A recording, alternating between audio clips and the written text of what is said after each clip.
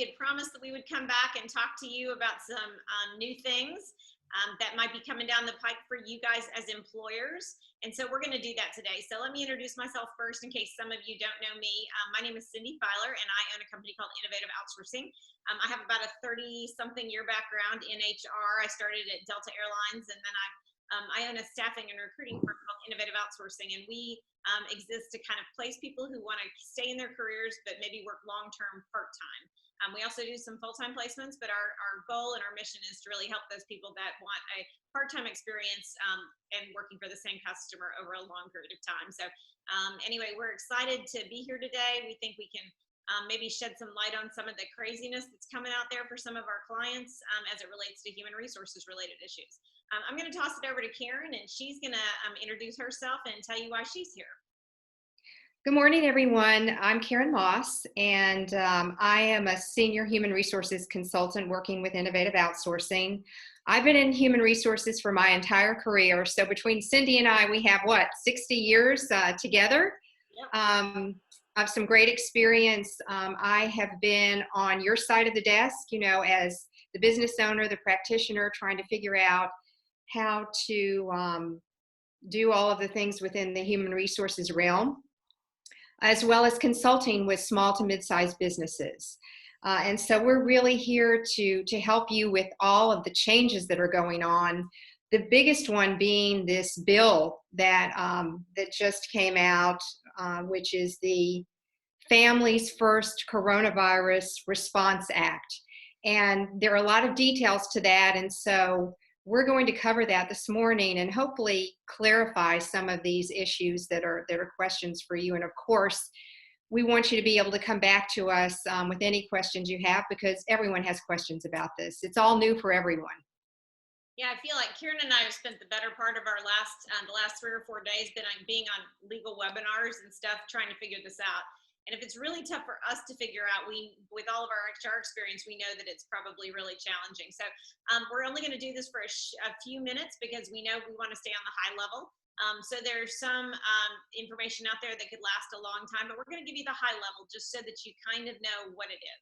So Karen, kind of give me an overview of, as an employer, I'm looking at this as kind of onerous, like, oh my gosh, I didn't need something else. So what do you think the rationale was behind this, and why do you think that the government did this? Because I think it's a good opportunity for us to look at, what they're trying to protect. They're not just trying to make life tough for us, but what are they trying to protect?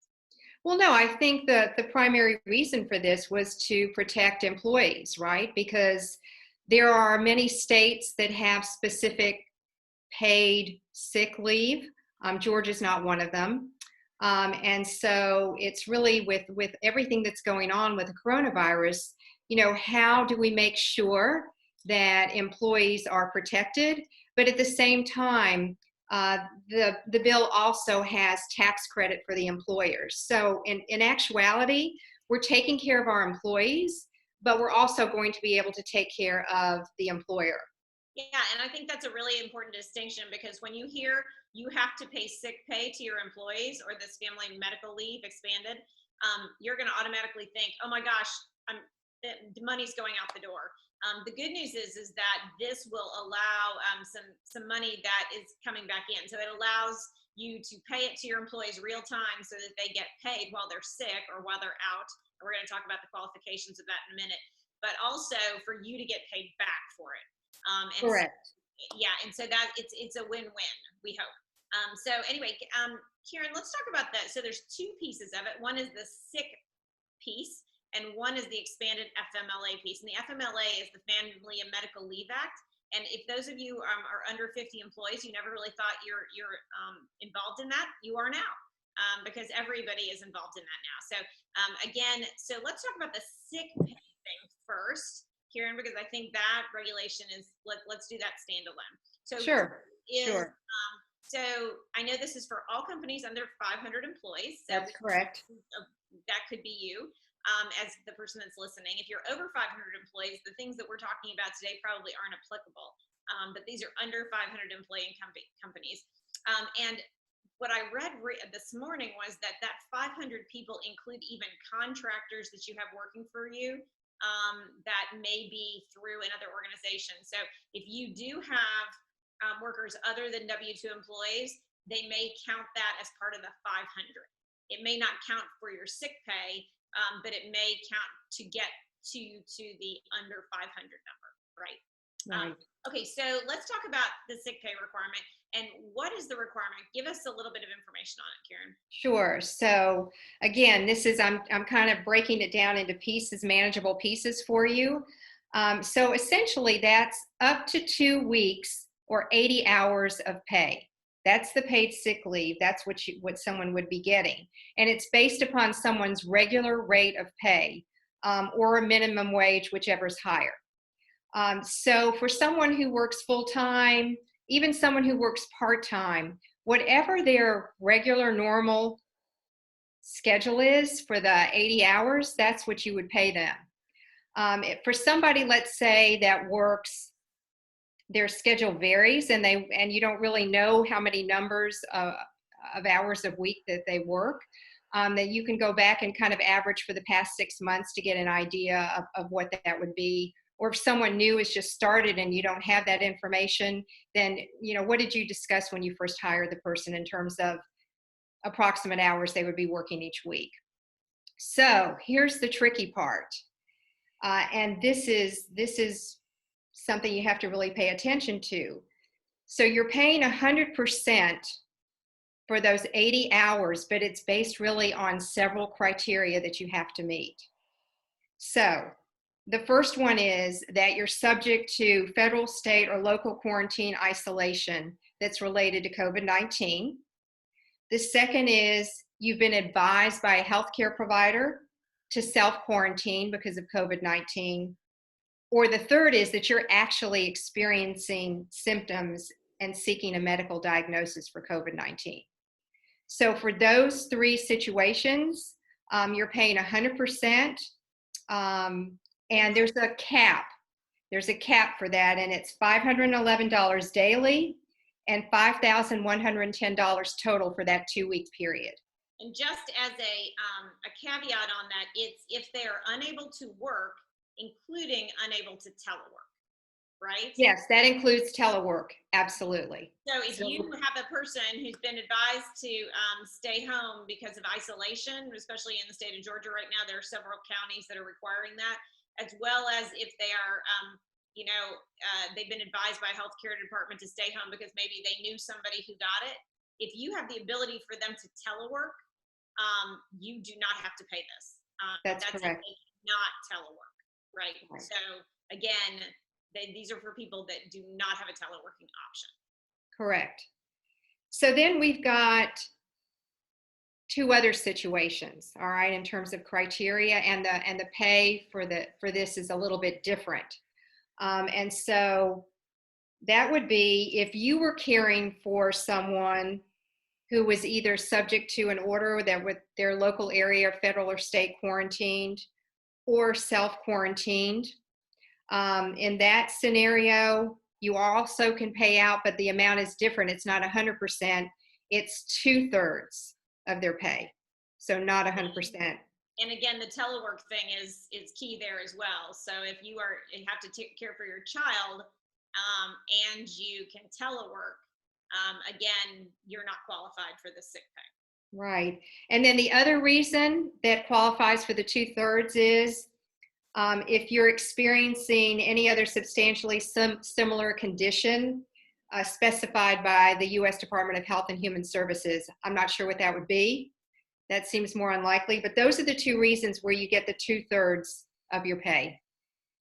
And so let's talk about reporting this for right now. So let's say I have somebody come to me and they say that, and they're not somebody that can telework, and they've been restricted to be home.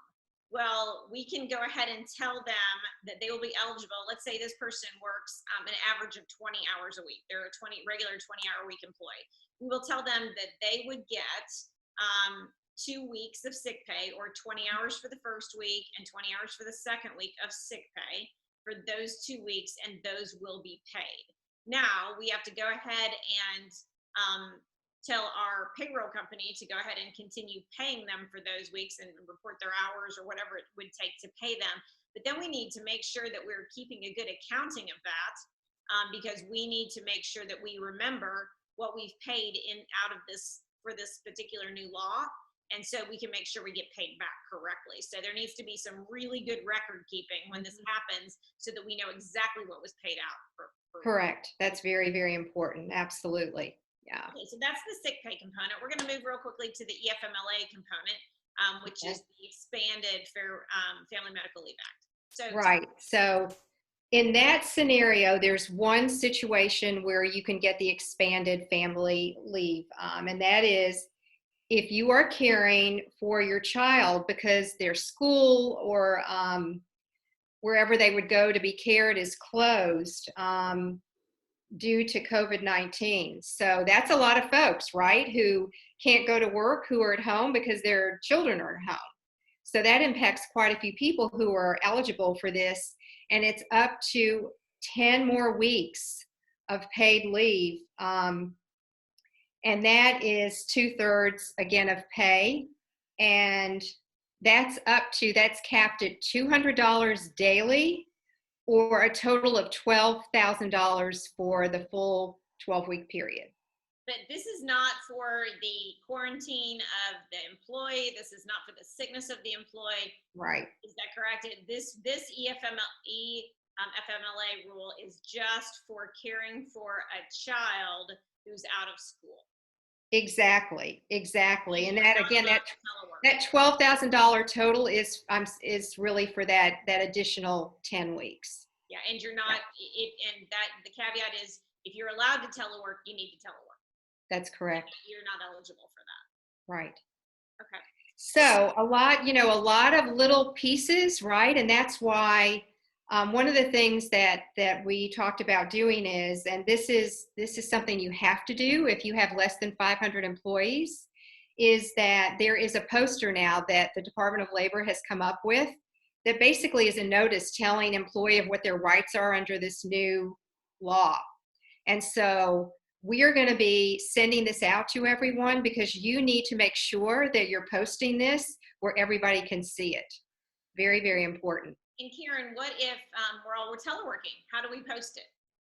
So it may be that your company has an internet or site that everybody can see. You can send it to people electronically. That's perfectly fine with the fact that most people are working from home. If I don't have a site everybody can see, and if I'm totally teleworking at this point, am I required to send that out by email to everybody? Yes, you are.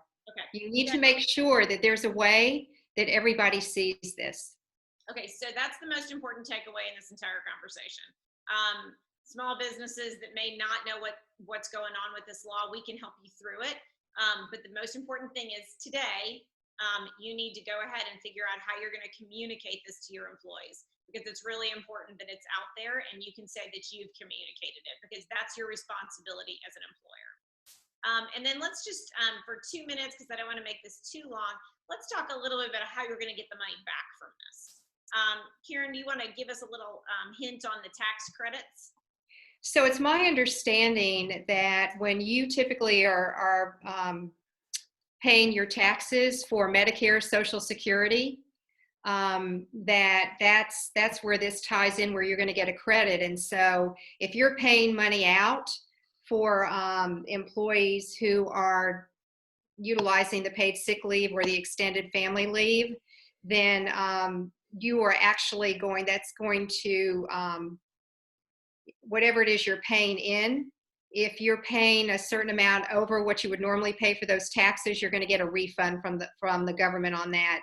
And they're coming out with some more specific regulations on that and exactly how that's going to work, I'd say in the next day or two. Yeah, and I would say the most important thing there to do is go ahead and have a call with your payroll provider, the person who does your payroll, not your in-house payroll provider as well, but also the one that you're working with. Because it's really important to talk to them and say, hey, we may have this come down the line. What do we do? Because what they're going to do is they're going to, instead of send all those payroll taxes that would happen to the government once somebody says that they need sick pay, they are going to keep those within your company. And then they're going to let that offset that money that those 2-week money or the EFMLA money. And so your payroll provider is going to be really important here in that whole record keeping thing. And again, we're going to leave you on a note that record keeping of employees is really important right now. If you have a list of 50 employees or 75 employees that you have, you need to know, whether they're working on site, whether they're working at home. You need to know whether you've reduced any pay for people, furloughed people, if they're on sick pay. Now's the time to take copious notes on all of this, because we really need to know where everybody is in the process at any point. And then these financial notes as it comes to this, because you want to make sure you're paid back correctly from the federal government for all these benefits that you're giving out. So I would say now's the time to make sure that your HR house is in order. If you need any help with that, we're glad to help. But you need to, and if you have any questions about this, we'd be glad to. But first thing you need to do today is send out this poster that we are going to electronically send you. And hopefully that you will and understand what we're talking about. So Karen, any parting thoughts? No, again, I think what's important to keep in mind is to not panic. This is not a bad thing. It's a good thing because you're taking care of your employees, and the employer is also going to be taken care of with the tax credits. So overall, it's something good that we're doing. Yeah. So it feels a little onerous from a reporting standpoint. But I think when we look back at this, it'll really have helped a lot of people. So anyway, if you have any questions, let us know at Innovative Outsourcing. And thanks again, and hope you all are doing well. Have a great day. Yes, agree. Thank you all.